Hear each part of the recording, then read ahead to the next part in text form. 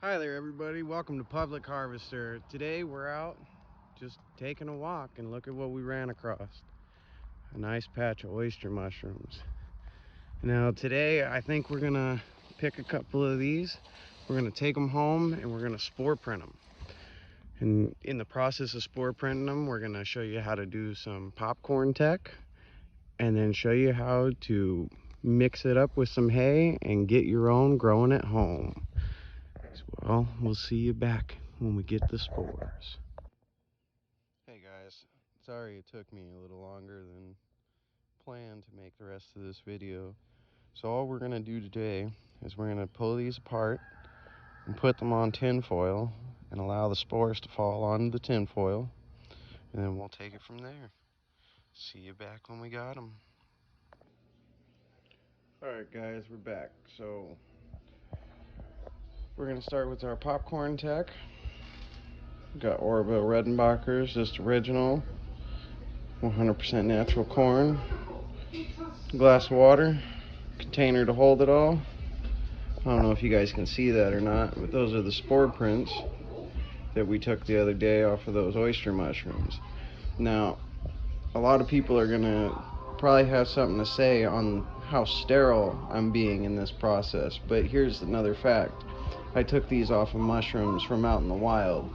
So yes, I could do this in front of a laminar flow hood, I could sterilize the water, and I could do a little bit more to keep contaminants out. But at the same time, there's probably just as many contaminants on this spore print as there is out in the woods where I gathered this mushroom.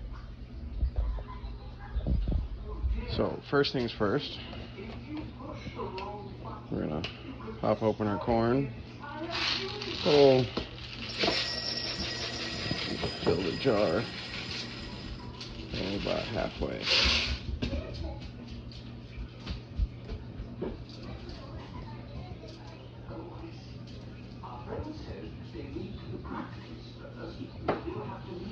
We're gonna fill the water up a little bit above the corn that's there. And now I'm gonna microwave this for 2 to 4 minutes until each kernel is soft. Alright guys, so we always want to put a paper towel over top of it because we are going to see the water boil. Now another way that you can do this other than in the microwave is you can put it on the stove and virtually steam these until the outer husk is slightly softer so that the mycelium can actually penetrate the corn. So I'm going to start out with 2 minutes.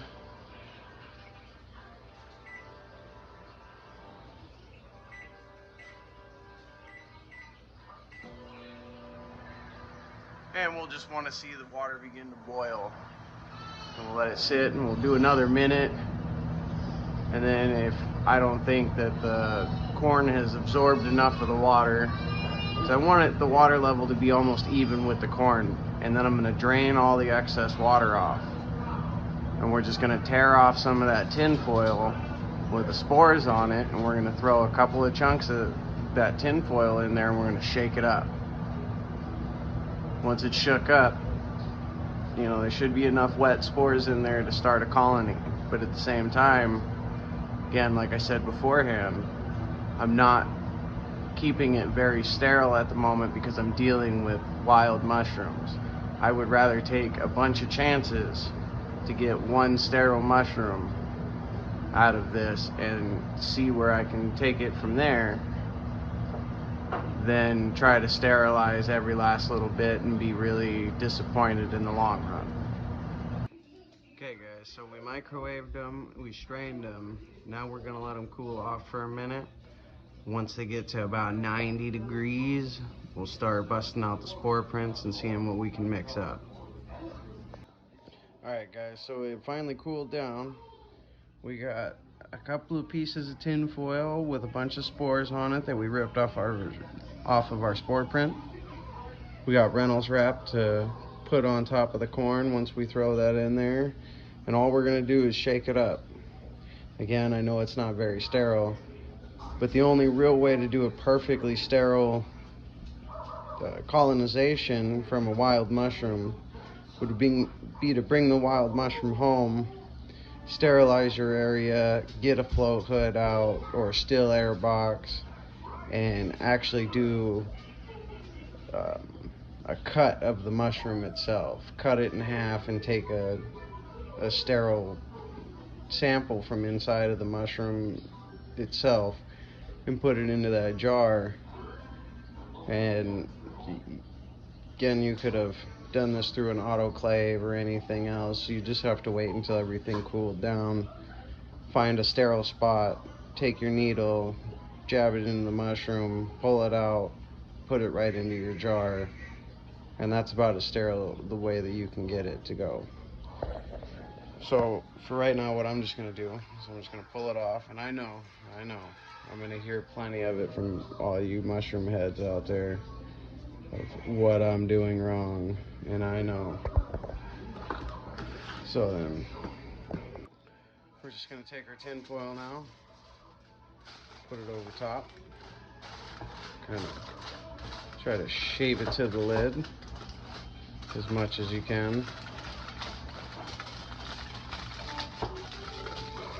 Now, at the same time, you're not trying to seal it all the way down. You want a little bit of air exchange to happen, but you want it to happen on the lower end of that tin foil. Help keep it as sterile as possible, because if you get lucky and your jar has no contaminants in it, you can keep it from getting even more contaminated. So now, shake those spores up in there a little bit.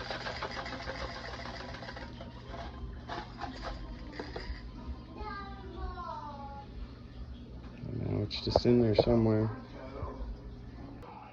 Now then, here's a jar I did a couple days ago, and I'm not seeing any bad infections in it. Now, it's only been a couple of days, so seeing mycelial growth happen already would be a little difficult. You see how that corn just rolls around in there? That's what you want to see. You don't like to see them sticking to the sides of the jar. If they stick to the side of the jar, it's a little too wet in there. And you can be asking for a lot more than just other stuff growing in there. Now, these are going to be multi-spore colonies, so when we bind them to the straw, if you took each individual piece of corn in there, you might get a different mushroom grow every time.